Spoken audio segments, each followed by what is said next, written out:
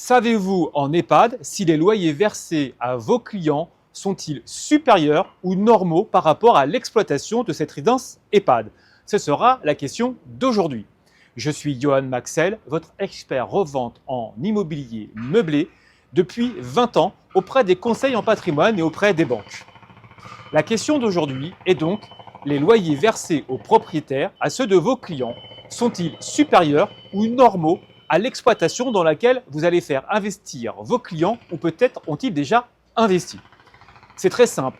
Nous allons parler de ratio loyer versé aux propriétaires sur le chiffre d'affaires hôtelier de l'exploitant, de la même manière que nous l'avions vu dans une autre vidéo dans le modèle étudiant.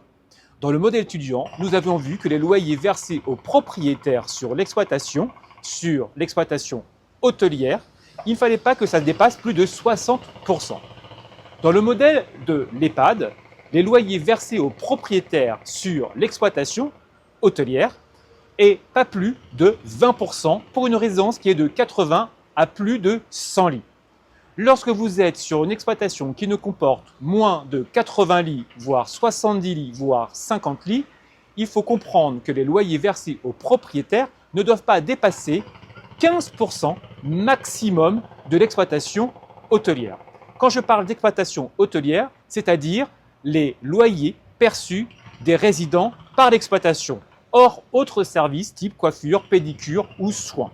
Il est déterminant pour l'exploitation de pouvoir être viable pour verser les loyers aux propriétaires et permettre à vos clients de pouvoir toucher les loyers qui ont été, dès le départ, coordonnés dans le bail. Donc, exemple, pour faire ce calcul, je prends la valeur de la chambre des loyers versés à votre client. Vous le multipliez par le nombre de chambres qu'il y a dans la résidence.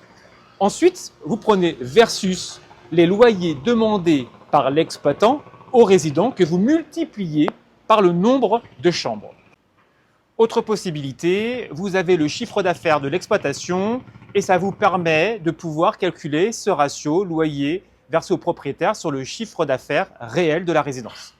Vous prenez un taux d'occupation de 90%, c'est à peu près le taux d'occupation moyen pour une résidence EHPAD privée, et vous faites ensuite le pourcentage loyer versé au propriétaire sur le chiffre d'affaires de 90% de taux d'occupation. Si vos loyers sont de moins de 20% pour un EHPAD de plus de 80 lits, vous êtes self. Si vous êtes au-dessus, vous savez que vous allez avoir une négociation lors du règlement du bail. Et lorsque vous êtes dans une résidence de moins de 70 lits, vos loyers versés aux propriétaires sur le chiffre d'affaires d'exploitation hôtelière doit être inférieur, donc ça c'est 15%. Et la même chose, si vous êtes en dessous des 15%, vous êtes plutôt dans un bon ratio, vous êtes au-dessus, vous aurez une discussion avec l'exploitant. Voilà, vous connaissez ces ratios. Si vous avez des questions, besoin d'informations complémentaires, n'hésitez pas à laisser en commentaire vos questions, j'y répondrai personnellement. Sinon, vous me faites un message privé.